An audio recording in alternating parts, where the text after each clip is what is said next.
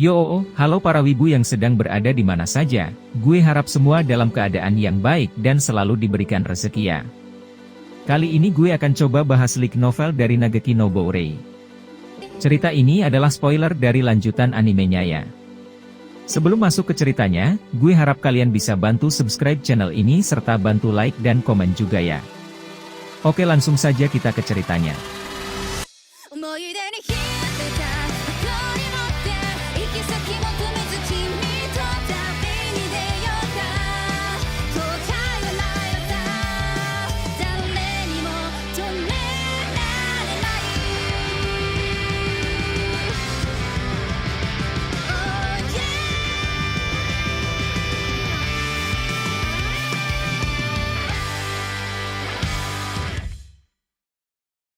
Cerita dimulai dengan sudut pandang Cray. Di lantai paling atas markas klan milik Duka Janggal, terdapat ruang klan master yang hanya boleh dimasuki oleh staf administrasi dan klan master itu sendiri. Di sana, Cray memandangi meja di hadapannya sambil menyeringai.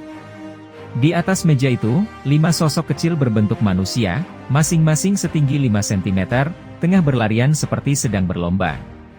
Sosok-sosok tersebut begitu detail, seperti manusia yang dikecilkan ukurannya. Masing-masing memiliki penampilan yang berbeda yaitu mage, paladin, swordsman, thief, dan alchemist.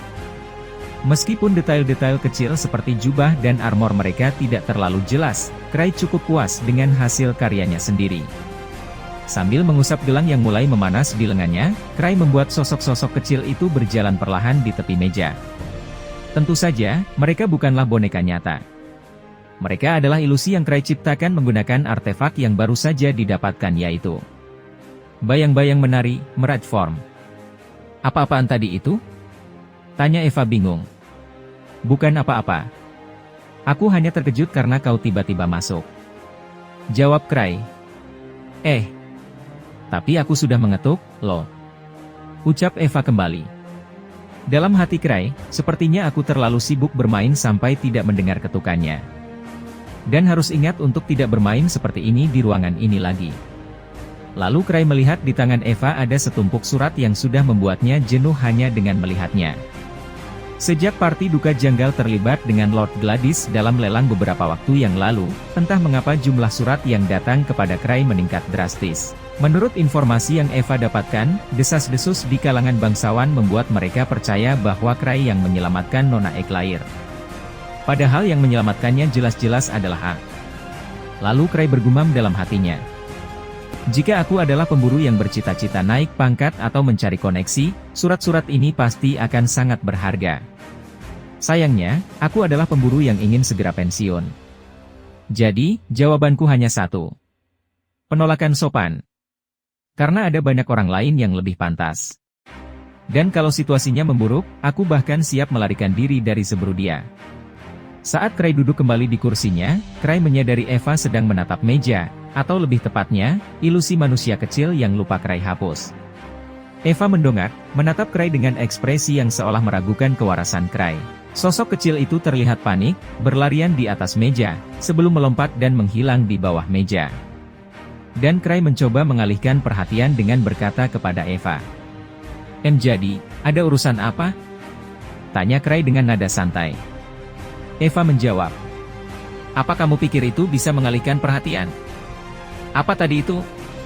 Eva melongok ke bawah meja, tetapi tentu saja, tidak ada apa-apa di sana karena Cray sudah menghapus ilusinya. Berusaha terlihat misterius, Cray menyilangkan tangan di depan dada dan tersenyum tipis. Fuh. Aku juga punya rahasia, kau tahu. Ucap Cray. Ya. Aku tahu itu, tapi... Eva tampak bingung, tetapi akhirnya dia mengangguk pelan, seolah mencoba menerima apa yang terjadi. Dia membersihkan tenggorokannya sebelum berbicara lagi. Eva berkata, kali ini, ada lebih banyak surat dari para bangsawan. Kalau bisa, tolong baca dulu sebelum. Namun, ketika Eva melihat miniatur berwujud Cray muncul di atas meja, mengangkat kedua tangan seolah ingin menerima surat, ekspresinya langsung berubah tegang. Eva perlahan menatap Cray, lalu kembali menatap ilusi itu. Dengan hati-hati, Eva mencoba meletakkan tumpukan surat di tangan si miniatur, tetapi berat surat itu membuat ilusi itu hancur seketika. Wajah Eva langsung pucat, dan dia buru-buru mengangkat surat-surat itu, tetapi tentu saja, tidak ada yang tersisa di bawahnya. Melihat Eva yang terlihat bingung, Cray tersenyum lembut. Lalu cerita berpindah ke distrik kota dekaden di barat daya Zerbrudia. Di sebuah lorong gelap yang tak akan dimasuki oleh orang waras, Liz menghela napas kesal sambil mendecakkan lidahnya. Ah, ya ampun. Inilah kenapa aku benci organisasi sihir. Mereka tidak pernah menghadapi kita secara langsung. Orang yang menjawab adalah Sitri, yang wajahnya hampir sepenuhnya tertutup oleh tudung, seolah mencoba menyembunyikan identitasnya sebanyak mungkin. Berdasarkan informasi yang mereka dapatkan dari lelang, Liz dan Sitri sedang menelusuri jejak Akasha. Golem Akasha, sebuah senjata inovatif yang diciptakan oleh Noctus Cochlear, seorang penyihir agung yang jatuh, adalah fokus penelitian dari berbagai laboratorium di Menara Akasha. Tak diragukan lagi, pencuri yang menyusup ke gudang lelang mengincar golem itu. Namun, mereka tidak sempat mencurinya karena Sitri telah mengambilnya tepat setelah lelang selesai. Liz dan partinya, duka janggal, sudah terbiasa menghadapi kelompok kriminal. Mereka sering berurusan dengan para pemburu gelap dan organisasi kriminal, bahkan menghancurkan organisasi seperti itu bukanlah hal baru bagi mereka. Namun, musuh kali ini berbeda. Mereka berada di level yang jauh lebih tinggi dibandingkan lawan-lawan yang pernah mereka hadapi sebelumnya. Menara Akasha bukanlah sekadar organisasi kecil. Koneksi mereka bahkan mencapai institusi relik nasional, badan resmi pemerintah. Fakta bahwa mereka bisa mempengaruhi institusi sebesar itu menunjukkan bahwa musuh mereka adalah orang-orang dengan koneksi kuat di lapisan elit masyarakat. Di depan Liz, 3 orang bertubuh besar, 2 pria dan 1 wanita, berlutut dengan tangan terikat di belakang punggung. Mereka mengenakan baju zirah yang telah lama digunakan, tetapi tubuh mereka yang terlatih memancarkan aura menakutkan, tanda dari individu yang menyerap sejumlah besar mana material. Pedang dan belati hitam berkualitas tinggi tergeletak di jalanan. Jika dijual baru, senjata ini bernilai lebih dari 10 juta gil. Ibu kota kekaisaran adalah surga bagi para pemburu. Tapi, di balik terang, selalu ada bayangan. 3 orang ini adalah pemburu gelap yang menerima pekerjaan ilegal, termasuk kekerasan.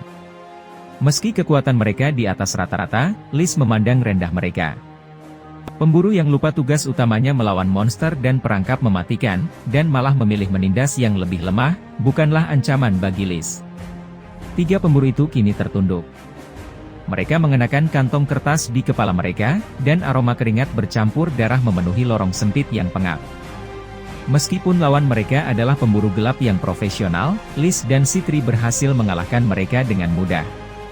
Namun, setelah melalui proses interogasi yang teliti, hasilnya mengecewakan. Para pemburu ini tidak tahu apa-apa tentang klien yang mempekerjakan mereka. Semua komunikasi dilakukan melalui surat, dan pembayaran dilakukan di muka. Liz mendesah kesal dan melampiaskan frustrasinya pada Sitri. Bagaimana mungkin kamu pernah menjadi bagian dari organisasi ini tapi tidak tahu apa-apa, ucap Liz. Itu karena semuanya sangat terpisah-pisah. Lagi pula, aku sebenarnya berencana tinggal lebih lama, jawab Sitri. Menara Akasha adalah organisasi yang sangat tertutup. Para penyihir yang tergabung di dalamnya biasanya bekerja secara independen sesuai dengan teori mereka masing-masing.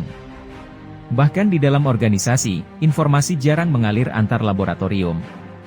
Sebagai murid utama Noctus Cochlear, Sitri memang terlibat dalam berbagai penelitian besar. Namun, dia tidak pernah keluar dari laboratorium gurunya. Jika bukan karena perintah mendadak untuk kembali ke tim, mungkin dia masih berada di sana hingga sekarang. Liz menguap seperti kucing dan berkata dengan nada santai, "Sudahlah, aku bosan. Kita menyerah saja, bagaimana? Lagi pula, Greg sekarang pasti aman, kan? Aku tidak punya waktu untuk bermain-main dengan pengecut. Kita sudah mendapatkan golem itu. Sisanya terserah mereka." Sitri memprotes dengan nada khawatir, "One-chan. Selalu saja cepat bosan. Kita harusnya." Liz memotong ucapan Sitri dan menunjuk ke 3 tahanan yang masih terikat. "Kalau kamu butuh bahan baru untuk eksperimen, gunakan saja mereka." Sitri mengerutkan kening. "Bagaimana kita membawa mereka? Membawa mereka ke laboratorium hanya akan menarik perhatian. Lagi pula, aku ingin tipe penyihir sebagai subjek berikutnya. Bukan urusanku. Tangkap saja seseorang di sekitar sini." "One-chan." Kamu tahu kita punya aturan di party, kan? Aturan utama party duka janggal adalah 1. Semua anggota harus bekerja sama dengan baik. 2. Jangan menyentuh warga sipil. 3. Demokrasi. 4. Jika ada perbedaan pendapat, selesaikan dengan voting mayoritas, meskipun pemimpin punya 5 suara. Aturannya mungkin sedikit terlalu hati-hati, tetapi itu adalah aturan yang rasional. Selama aturan kedua ini ada, Sitri tidak bisa menyentuh warga sipil. Bahkan saat bergabung dengan Menara Akasha, eksperimen manusia yang menggunakan warga sipil yang diculik di distrik terpuruk, selalu diserahkan kepada saudara seperguruannya. Sitri sendiri tidak pernah langsung terlibat.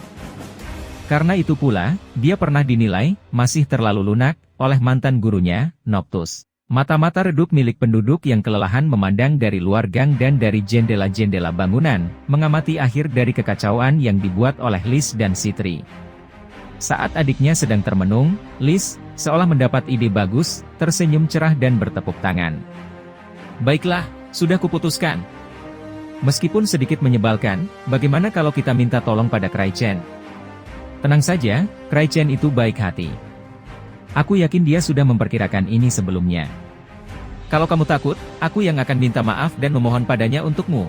Dengan begitu, kita tak perlu buang-buang waktu, dan aku bisa memanfaatkan waktu itu untuk berkencan dengan Krai Chen, melatih Ti, atau melakukan hal lain. Ide yang bagus, kan? Beres, itu saja. Sebelum Sitri bisa berkata apa-apa, Liz sudah memutuskan semuanya sendiri, menyimpulkan dengan percaya diri sambil menyilangkan tangan.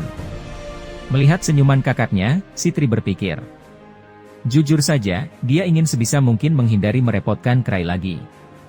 Namun, melanjutkan penyelidikan ini tampaknya juga tidak akan membawa hasil. Lagi pula, mereka sudah merepotkan Krai berkali-kali sejak menjadi pemburu. Dulu, setiap ada masalah, dia selalu meminta saran pada Krai. Jadi, mereka bukan tipe hubungan di mana membawa satu masalah tambahan menjadi sesuatu yang terlalu besar untuk dikhawatirkan. Setelah berpikir cukup lama tanpa mendapatkan ide cemerlang, kesimpulan yang dicapai Sitri pada akhirnya sama dengan keputusan Liz. Dan biasanya, inilah hasil yang terjadi setiap kali pendapat mereka berbeda. Membaca kesimpulan dari ekspresi adiknya, Liz meregangkan punggungnya dengan penuh semangat dan menunjuk pada 3 tawanan. Lalu, bagaimana dengan mereka? Kita tidak bisa membawa mereka kembali, jadi. Menanggapi pertanyaan Liz, Sitri kembali memandang 3 tawanan di hadapannya.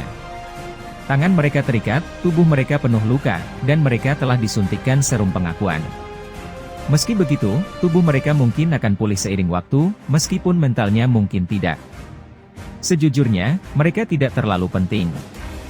Markas penelitian mereka terlalu jauh, dan membawa mereka ke sana terlalu berisiko. Meski ketiga orang ini kini menjadi musuh, itu bukan hal baru bagi parti duka janggal. Dengan satu jari di bibirnya, Sitri mengedipkan matanya. Jika kita bunuh dan tinggalkan di sini, para penduduk sekitar akan datang mengurusnya, dan besok pagi bahkan serpihan tulang pun tidak akan tersisa. Oh, begitu? Kalau begitu, ayo kita lakukan. Nada Liz terdengar santai, seolah mereka hanya sedang memutuskan menu makan malam. Tapi, napas dari dalam kantong kertas itu mulai terdengar semakin berat.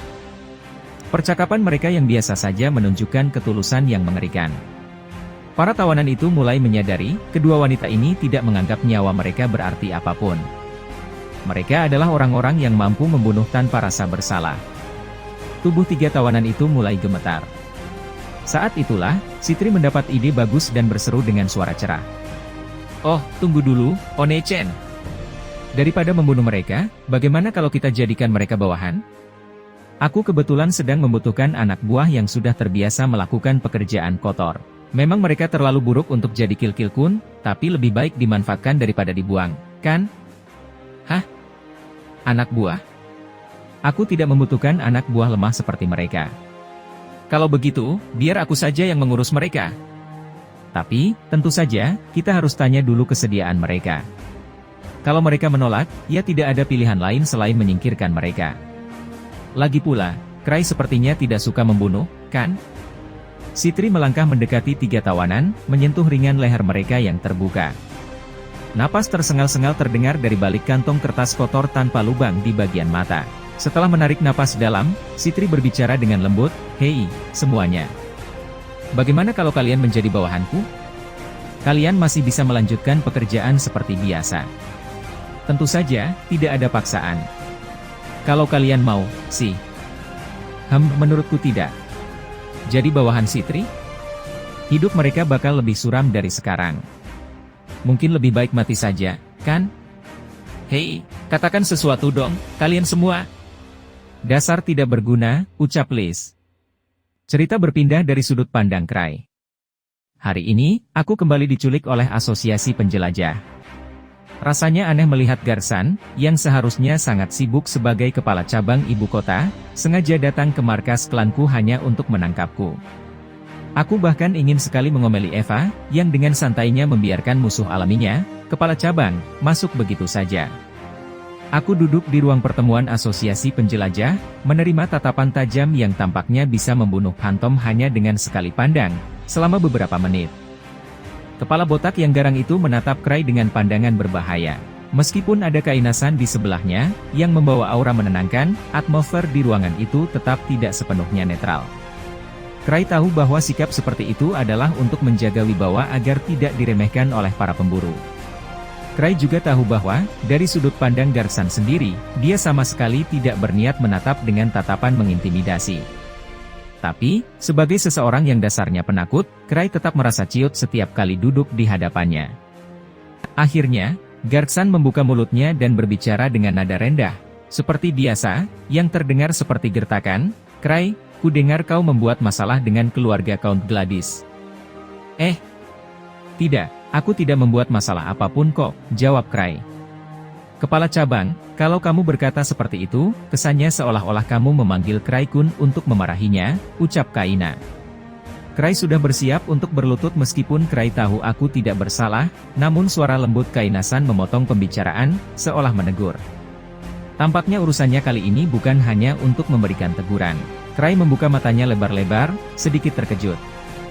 Cray terlalu terbiasa dimarahi, dan Garsan terlalu terbiasa memarahi, sehingga situasi seperti ini menjadi hal yang biasa. Setelah menunjukkan ekspresi sedikit canggung, Garsan berdeham kecil. "Bukan itu maksudku. Dari pihak Gladys, mereka mengirim surat ucapan terima kasih untukmu dan Art." Cray tidak mengerti kenapa dia mendapatkan surat ucapan terima kasih, tapi jika itu untuknya dan Art, bukankah lebih baik mereka menangkap Art saja? "Kebetulan, aku sedang sibuk." "Ini bukan kebohongan, aku sungguh-sungguh sibuk," gumam Cray. Lalu Gar berkata, "Selain itu, mereka juga mengirim permintaan khusus untukmu. Count Gladys, yang dikenal tidak menyukai para pemburu, meminta bantuanmu secara langsung. Tampaknya ini tugas yang cukup berbahaya, tapi bayarannya sepadan. Mungkin ini cara mereka menguji kemampuanmu. Terimalah." Permintaan khusus adalah jenis pekerjaan di mana nama pemburu atau nama parti ditetapkan sebagai syarat penerimaan. Menerima permintaan khusus menandakan bahwa nama seorang pemburu sudah dikenal luas, menunjukkan kepercayaan dan pengakuan atas kemampuannya.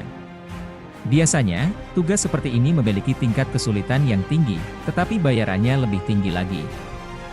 Jika pemberi tugas adalah tokoh yang berpengaruh, menyelesaikan tugas ini bisa mendatangkan lebih banyak kehormatan. Saat aku menerima permintaan khusus pertama kali, aku bahkan sempat merayakannya bersama yang lain, meskipun aku tidak mengambil tugas itu karena tampak terlalu berbahaya. Karena ini adalah permintaan resmi melalui asosiasi penjelajah yang berasal dari seorang bangsawan, Cray tidak bisa mengabaikannya begitu saja. Dengan ekspresi serius, aku mengajukan pertanyaan paling penting. "Apa tidak bisa kalau orang lain yang menerima permintaan ini?"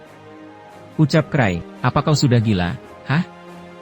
Jawab Gar, "Permintaan dari seorang bangsawan yang membenci pemburu. Bagi asosiasi penjelajah, ini adalah kesempatan besar untuk menunjukkan betapa bergunanya para pemburu bagi masyarakat." Tapi Cray sama sekali tidak ingin menerimanya. Bahkan tanpa mendengar detailnya, Cray tahu tugas ini jauh di luar zona nyamannya. Cray berpura-pura serius memikirkan hal ini, dan menggunakan cara yang biasa dipakai untuk menghindari tanggung jawab. Saat ini, di partiku cuma ada 2 orang.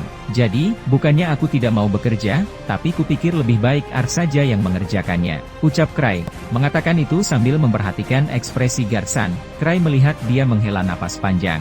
Di belakangnya, Kainasan tersenyum masam. Dengan nada yang tak terduga tenang, Garsan berkata, "Kau sebaiknya terima tugas ini.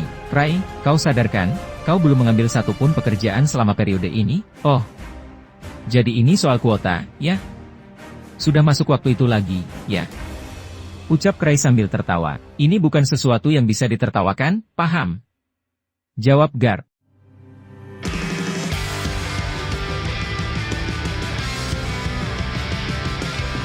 Baiklah, ceritanya sampai di sini dulu ya.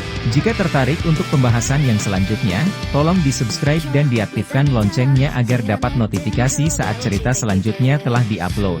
Jangan lupa tolong share juga ke teman-teman yang tertarik dengan light novel Nageki no Boureya. Terima kasih dan sampai berjumpa lagi.